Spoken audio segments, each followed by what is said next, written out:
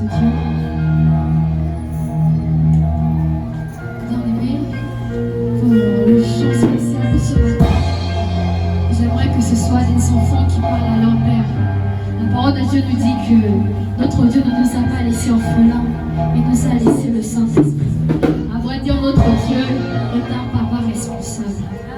Alors j'aimerais que tu dédies ce cantique à ton Dieu pour toutes ces fois où il t'a gardé, pour toutes ces fois où il t'a préservé. Nous chanterons et danserons pour toi jusqu'au pendant l'éternité. À toi la gloire, Saint-Esprit.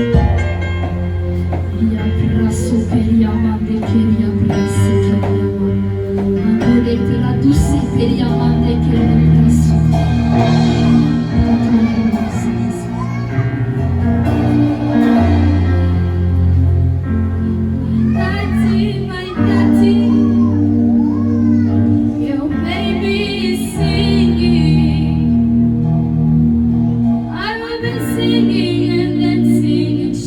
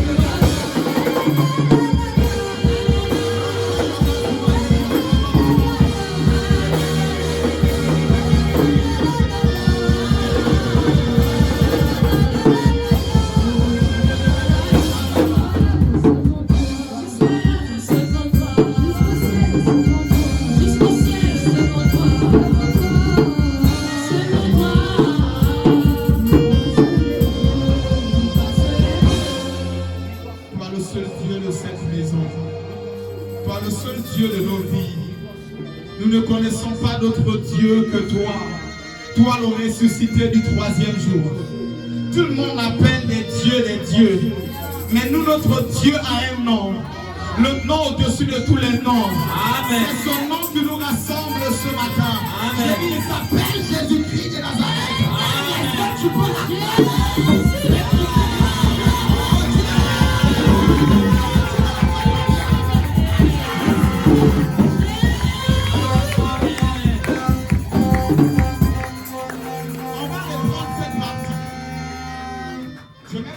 On retourne un peu en arrière. Je dis, on va bien reprendre cette partie. Vous savez, lorsque un maire rentre dans la salle, lorsqu'on assiste à un mariage, on dit levons-nous. Des fois, on acclame même comme si c'était même, je ne sais pas. Mais je voudrais faire comprendre à quelqu'un que celui qui est rentré dans cette salle, celui qui est dans cette salle, est bien plus grand que moi. Quand j'ai été introduit, vous avez acclamé. Ne me tuez pas avant mon temps. Acclamons Dieu plus que moi. Est-ce que tu peux acclamer?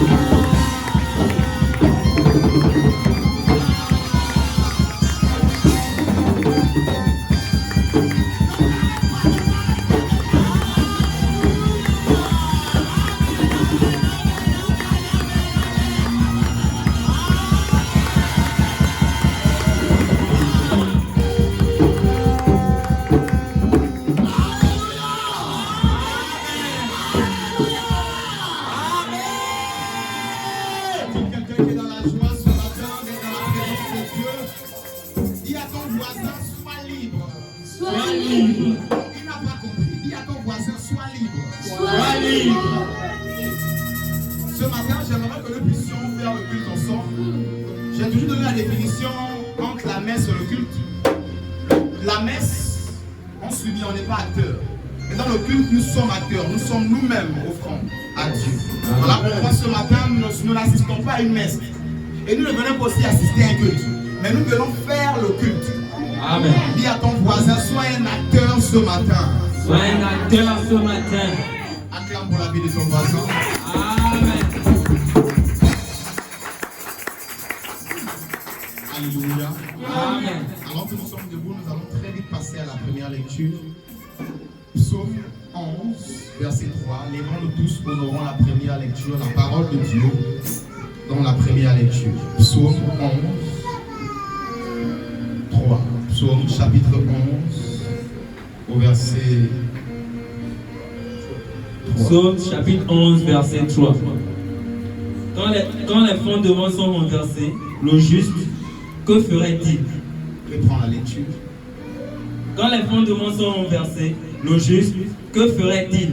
Alléluia. Amen. Tu peux t'asseoir et acclamer la parole de Dieu. Amen.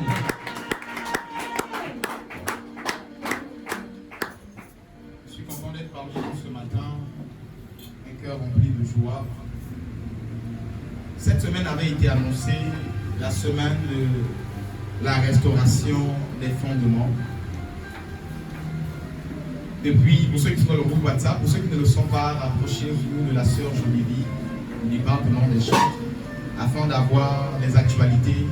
Et ce texte de Psaume 11, verset 3 avait été donné dans le groupe depuis lundi soir, afin d'annoncer la semaine. Je répète, pour ceux qui ne sont pas dans la communauté, tu as WhatsApp, rapproche-toi de la sœur Jolivie à la fin. Alléluia. Amen. Dis avec moi la restauration de mes fondements. La restauration de mes Ce fondements. matin, je t'invite à ne pas garder ta bouche fermée. Tout a été fait par la parole. Ce n'est pas pour vous embêter que je vous demande de répéter, mais c'est pour amener la parole à l'existence dans ta propre vie que je te demande de répéter. Dis avec moi la restauration de mes fondements. La restauration de mes fondements. Encore une fois, la restauration de mes fondements. La restauration de mes fondements. Ainsi est le thème de ce matin, la restauration de mes fondements. Alléluia. Amen. Notre texte de base, ici, nous parle en disant, quand les fondements sont renversés, le juste, que fera-t-il? Une autre version lui dit, quand les fondements du juste sont renversés, que fera-t-il? Qu'est-ce qu'il va devenir? Dis avec moi, je suis juste. Je suis juste Par Jésus-Christ. par Jésus-Christ. On nous appelle juste parce que nous avons placé notre foi en Jésus-Christ. Aujourd'hui, tu es quitté dans ton état de pécheur, de pécheresse ou de pécheur, afin de devenir juste. C'est par ta foi en la personne de Jésus-Christ de Nazareth. Ainsi, lorsque nous sommes devenus justes, nous avons des fondements. Dis avec moi, je suis juste. Et j'ai des fondements. Et j'ai des fondements. J'aimerais dire à quelqu'un, au-delà d'être juste, en toute chose, il y a des fondations. En toute chose, il y a des fondements. Tu vas à l'école, tu vas voir qu'il y a des fondements. On met le faux livre, fermez le bouton jusqu'ici. Portez les chaussures blanches pour certaines écoles. Ou encore chaussures fermées. On parle ici des fondements, des règles. Système, le mode de fonctionnement. À chaque chose, il y a des fondements et des fondations. Le problème de plusieurs enfants de Dieu, lorsqu'ils arrivent en Christ, ils ont l'impression que la marche en Christ, c'est la cour du roi Péto. Je viens ici rappeler à quelqu'un, parlons de fondements, l'Éternel pouvait me montrer, comme dans une vision, et même ce matin il me le répétait, qu'il tient beaucoup à cette semaine. Alors que cette semaine se clôture ce matin, ça veut dire que l'Éternel tient beaucoup à ce culte.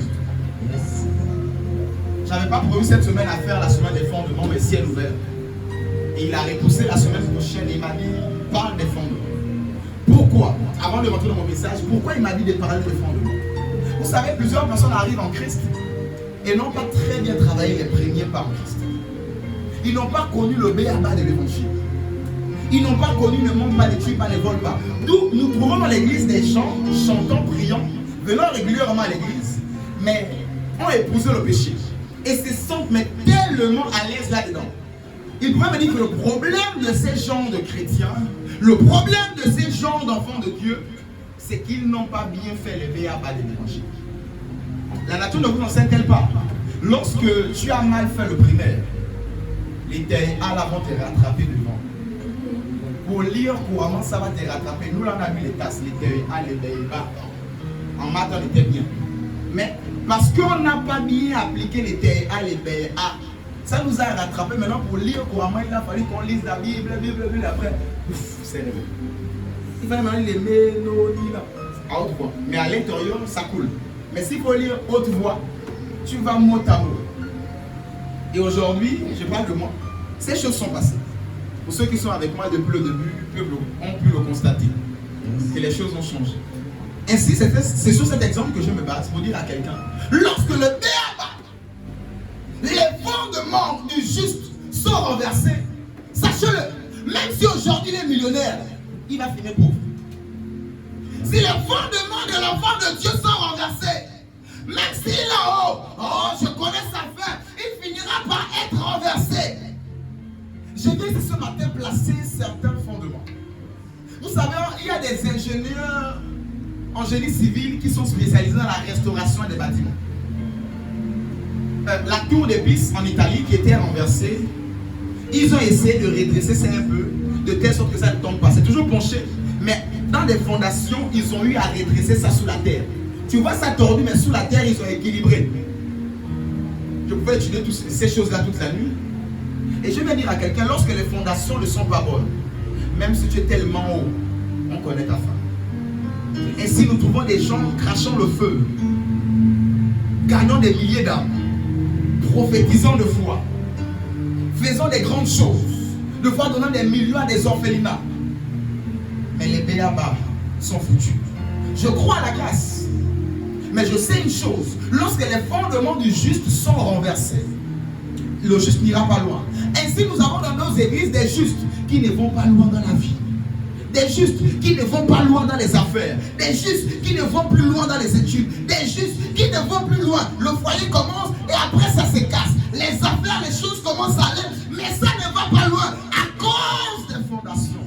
Ce dicton humain nous dit, lorsque tu vas aller loin, arrange ta monture. Ça veut dire qu'il y a un travail de fond à faire. Vous savez, je pouvais prendre une information lorsqu'on bâtissait Touronville, dans Libreville. Avant de monter,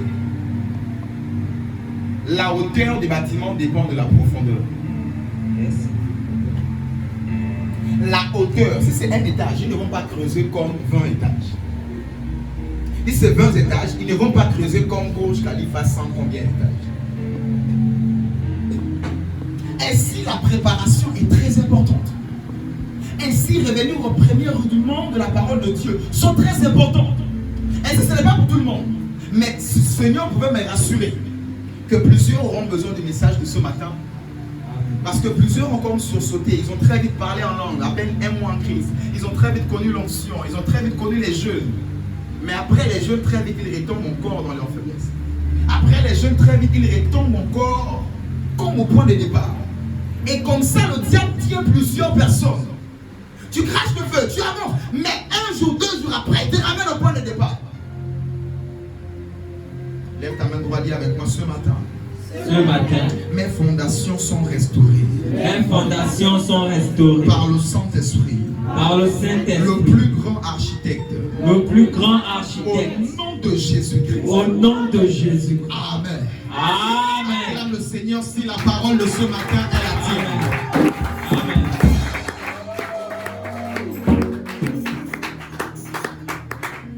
Ainsi, parlons des fondements. Et ce sont les fondations qui déterminent tes valeurs. Je répète, ce sont les fondations qui déterminent ta valeur marchande dans le monde spirituel. Yes. Oui, parce que tu as une valeur, tu as un coût dans le monde spirituel. Ton coût, c'était le sang de Jésus-Christ. Ainsi, pour les bénédictions, il y a des valeurs, il y a des grades dans le monde spirituel. Mais je vais te dire, tes grades dans le monde spirituel dépendent de tes fondations et tes fondements. Yes. Ta valeur, ta grandeur, comme l'immeuble, dépend de ses fondations. Ainsi, à force de trop parler des fondations, il y en a mais tellement. Mais je vais les regrouper en 3 points, en plantant le décor là-dessus, sur Éphésiens chapitre 2, au verset 20. Les fondations en Christ, il y en a mais tellement. Mais je vais les rassembler en 3 points, un peu comme Jésus, lorsqu'on lui a dit, c'est quoi le plus grand des commandements? Il a eu à parler de l'amour, mais sur 3 points, sinon sur 2 points. Ainsi, ce matin, les fondations vont être développées en introduction sur 3 points. Éphésiens chapitre 2, verset 20. Éphésiens chapitre 2, verset 20. Vous avez été édifiés sur le fondement des apôtres et des prophètes. Jésus-Christ lui-même étant la pierre angulaire. Amen. Je prends la lecture. Vous avez été édifiés sur le fondement des apôtres et des prophètes. Jésus-Christ lui-même étant la pierre angulaire. Alléluia. Amen. Éphésiens 2, verset 20, la Bible dit, vous avez été édifiés sur le fondement des apôtres et des prophètes. Jésus-Christ lui-même étant la pierre angulaire. Alléluia. Alors, parlons des fondations et des fondements. C'est quoi réellement? J'aimerais dire déjà, les fondations sont bâties sur la pierre. Lorsqu'on veut bâtir une tour de plusieurs étages, qu'est-ce que font les architectes? Ils cherchent la pierre, le roc, le rocher. Pas la terre, mais le rocher au fond. C'est sur ça qu'ils vont bâtir le bâtiment, la tour. Ainsi, nous pouvons bâtir sur la personne de Jésus-Christ de Nazareth. Amen. Ainsi, nous ne bâtissons pas sur autre chose, mais sur le rocher des âges. Nous ne bâtissons pas sur autre chose, mais sur la personne de Jésus-Christ de Nazareth. Amen. Ainsi, qu'est-ce que nous devons mettre sur la personne de Jésus-Christ qui est le rocher? Les fondations se mettent sur le rocher. Et sur les fondations, voici ce qui est dit. 1 Corinthiens 13, 13. Parlons ici de l'amour. C'est ici maintenant les 3 points en question. 1 Corinthiens 13, 13. Parlons ici de l'amour dans tout le chapitre de 1 Corinthiens 13. Au verset 3, l'apôtre Paul dit que ces 3 choses demeurent. Voici maintenant les 3 points. Les fondations doivent être bâties sur l'enseignement des apôtres. Je te rappelle ce matin, l'Éternel t'a envoyé un apôtre afin Amen. que tes fondations soient rebâties au nom de Jésus. Amen. L'Éternel t'a envoyé un apôtre afin que tes fondations soient restaurées ce matin au nom de Jésus. Amen. Ton amen n'est pas venu jusqu'à moi. Amen. C'est sa spécialité.